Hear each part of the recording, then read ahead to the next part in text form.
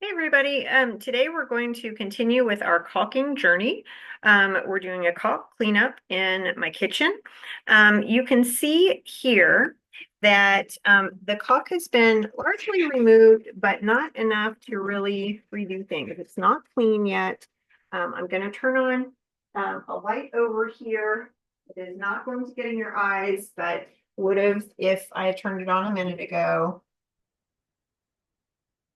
There we go.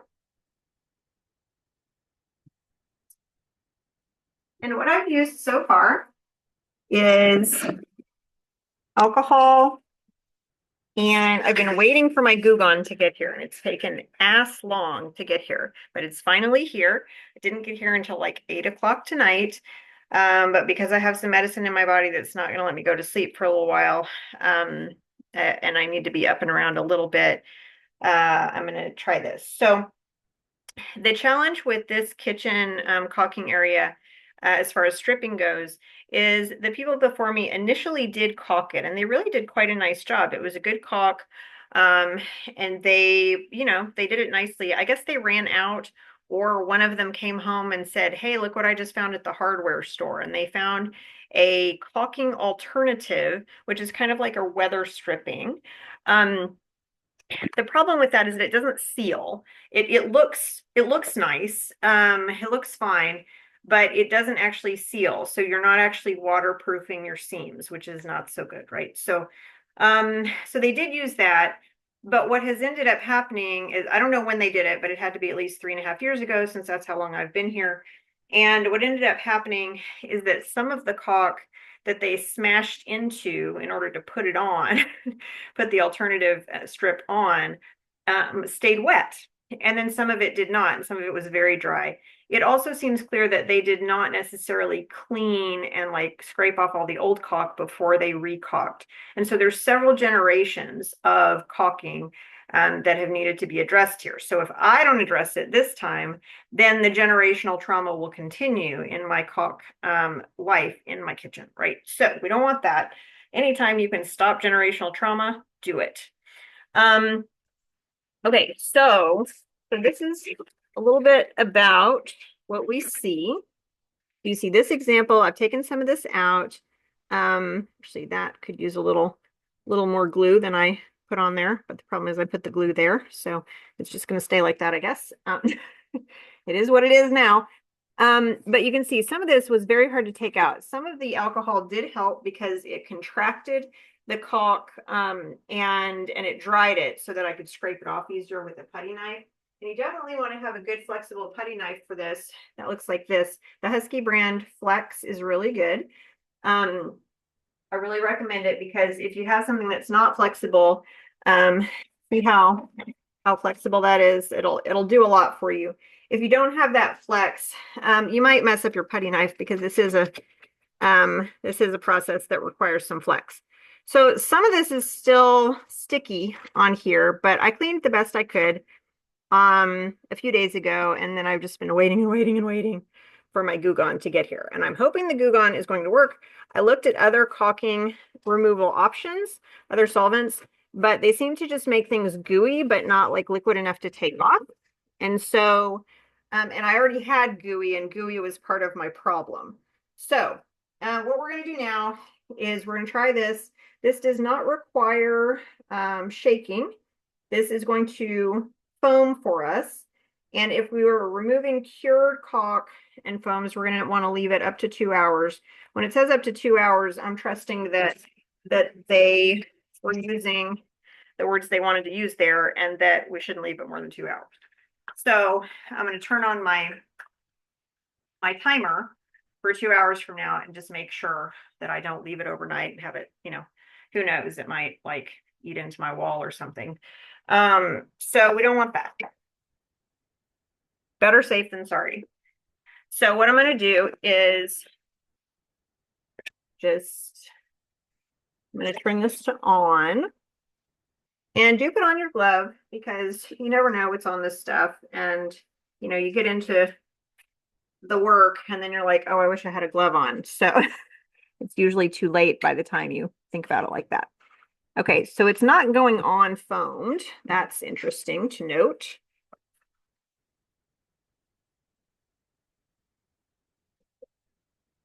I wonder why it's not. Let me check. It does smell a bit. It doesn't smell bad, but it does smell a bit. Oh, it's not saying it's going to foam. It says for fresh foams and caulk sealants. So it's talking about what you're trying to take off. Okay, so I'm coming around here. Hello again. I'm just gonna get this one. And this is pretty simple. I mean, I did see it online. There was like a YouTube video about it, which was rather compelling. But when I looked at other YouTube videos that tried other ones, this one definitely did not win the game. But they also had a different need than I have.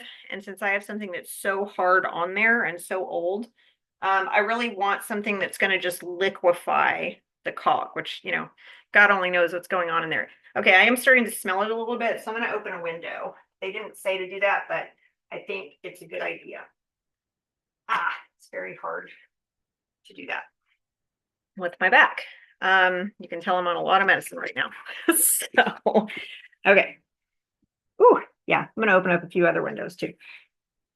Okay, so I don't need to do my petty knife right now, but I do need to finish this up. So this is really the problem area. I'm going to show you right here. See how all that is set up right there?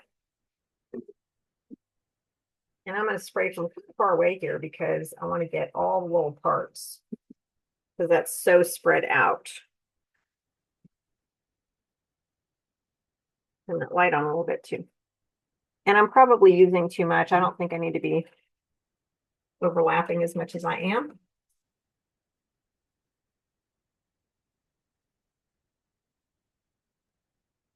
Okay, that's all I got to do. So I'm going to come back in a little bit with concept and be back with you. In the video, it does use a little brushy brush. I do have a toothbrush and then I have a steel wire brush. I have found that the steel wire brush is not a good idea to use on things. All it does is rust when you use it. And I don't know what it's for, but maybe concrete or something, but I'm not going to say it's for interior use, particularly unless you're in a very industrial environment. So I think it might scratch stuff up and or just rust things. So I'll have a toothbrush on hand, but we're just going to leave that for right now. And the clock starts now. Okay, so we're about 30 minutes in, and we're going to check on some of these areas because some of them don't have much caulk on them, right? And what we don't want to do is get things so gummy, give them time to dissolve, but then gum up again if there's just a little bit of them, but a lot of solution. As that solution dries, of course, they're going to lose liquid over time. So what I'm going to do is on these areas that are not hard to deal with, that are almost denuded of their caulk, I'm going to try that again. And also because I'm finding that I can't sit down yet because my back hurts too much changing positions. So I'm going to see how I do here. Let's try it. I have my toothbrush and I've got my glove on. Don't need to do anything to your toothbrush. This is just a straight dry toothbrush, okay? Let's see how this goes here. Okay, I don't see much happening. There's not much happening there. So the only other thing I'm going to try, we're not going to force it. I mean, that's why we bought this stuff. This is coming off a little easier here. And we want to get it off while it is pliable, but before it gets real gummy, because once it gets gummy, it will just re-adhere in its new position, right? Sort of like if you're making candy and then it dries in whatever weird position the sugar melted in. Okay, so you can see we did get that off. So that's good news. I'm going to get a paper towel. You don't want to take that off with one of your dish towels because it will re-adhere. Okay, so we're going to take that off. And then probably at the end of this, I'll get some of these little bits. Some of these little bits are kind of on here. Probably have to do a final scrape when we're finally all done and recalked. Okay, so I'm going to try a little bit more here. Now, what I don't do very often, I don't often take this angle. I usually take this angle if I can, And the reason is because you never know what you might be kind of slicing into if you go into there. In my case, it looks like we've got a little bit of old caulking or old glue. It's a clear caulk, so you can't really see it. But there's a little bit of clear caulking or clear glue. And I don't want to slice into that particularly, just in case there's any kind of um, sealing that I would be kind of slicing into. I don't want that, but this is working. I do think about 30 minutes is fine for taking this off. The other challenging thing about my project, and you may have this too, especially if you have an older home, is you've got different kinds of caulk. And the different solvents that you'll see online that are said to help with these things, even by like not companies, but like people who are legitimately reviewing it and helping you, are they may be testing, like there was a really good test that I saw, but a guy had the caulk on for 2 months. Well, the caulk that he put on for 2 months, even if it was a silicone caulk, is not the same kind of caulk that I've got in my, kind of shitty little house that has part old acrylic, part old latex, and then part old silicone that have all kind of married up, and they had their little, uh, morning after the the drug party is sort of how they look. They're sort of all disheveled and all that. Um, so that's not going to be necessarily the right chemical combination for you. So you got to find the right one for you. And I learned that by following all those people's instructions and not having them work out. So this is just one more way you can do it. So it looks like this is going to allow me to do some. Real quick, I mean, I'm not going to have you watch me do all of it because that's boring, but I'll have you see how we're doing with this. See, this is still really not moving. Like this is not going anywhere yet. You want to keep in mind your putty knife is also really useful here on the corner. When you get these really persistent areas, you can see this is starting to move a little bit, but you want to be careful when you use the corner because, depending on your surface, you might scratch it up, but I've learned that with my surfaces, it's okay to do this. But just be careful, but it really is a good tool, especially as a disabled person or a weakling, it can be real helpful.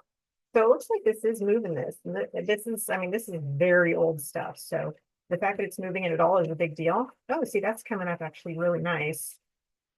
But again, you want to be using these chemicals just to the degree that they will help you get the thing done. And as a weakling or disabled person, that's what accessibility is all about, right? So I am not a gadget person and I hate using chemicals also. So it's taken me a long time, and I have a small house. I don't have a lot of space to store things in. So, you start getting power tools, you start getting chemicals, you start getting all this stuff, and where do you even put it? Unless you just want to feel like you live in a shed, and you just have it everywhere, which I do not want. When you're homebound, you already have things kind of messy anyway, because you have to have things where you can reach them or where you can see them so that you can remember to take them in the case of medicines or different foods you might need, etc. So this is just and not all of these things are disability specific. But certainly for disabled people, these are very central things that we that we deal with. So that's why I wanted to share these. So we're going to pause this for a little while longer. I'm going to come back in a little while and I'll show you how we're doing with the more persistent caulk.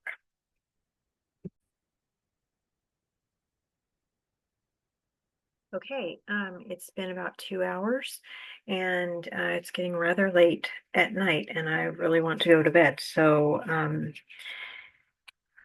put our gloves back on.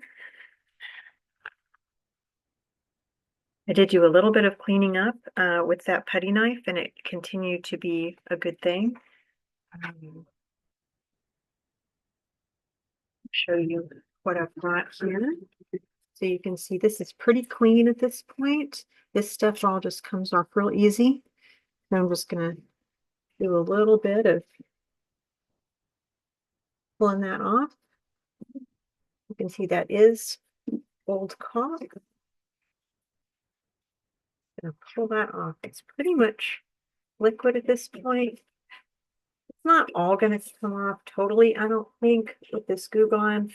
But we're gonna get pretty close. We're gonna get to the point where, what you're doing this for is so that the caulk can really adhere to your surface, and we're gonna achieve that. So that'll be fine.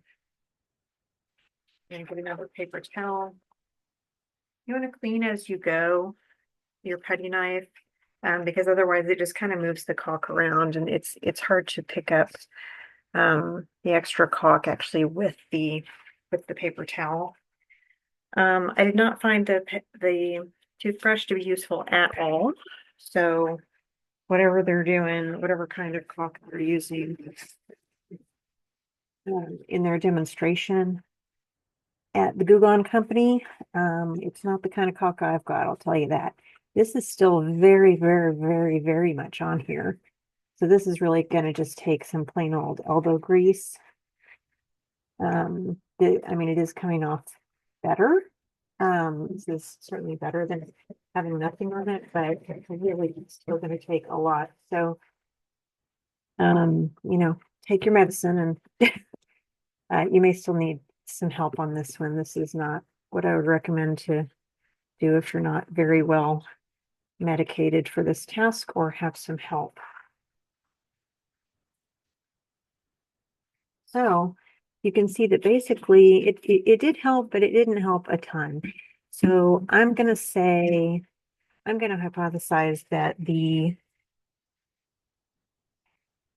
demonstration they're doing on the Goo Gone commercial is for a very particular kind and a very certain age or less of caulk. It's definitely not for, this older mixed caulk. It's not going to be the magical potion that they indicated it is.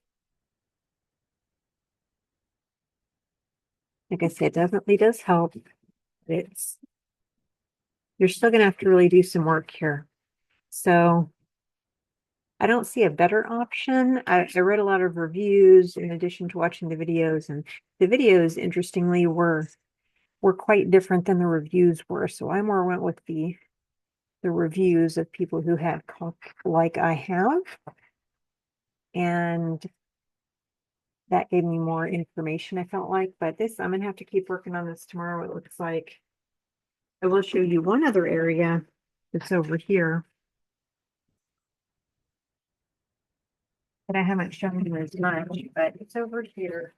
You can see that it is probably a newer caulk. It did cut off better, but it's not cutting off better now. It cut off better about 30 minutes in after I went off the camera from you, but I even put extra on it, and that did not do any good at all. So I'm gonna say don't bother putting extra. I mean, you can try it. Yours might be different than mine, but for me, that was not a good use of the material, of the chemicals. And whereas this, after 30 minutes, was not so gooey and really just came off in this nice blob. Now that it's been 2 hours, it's gooier and harder to get off. So, so this part, I would have been better off finishing up at the 30-minute point.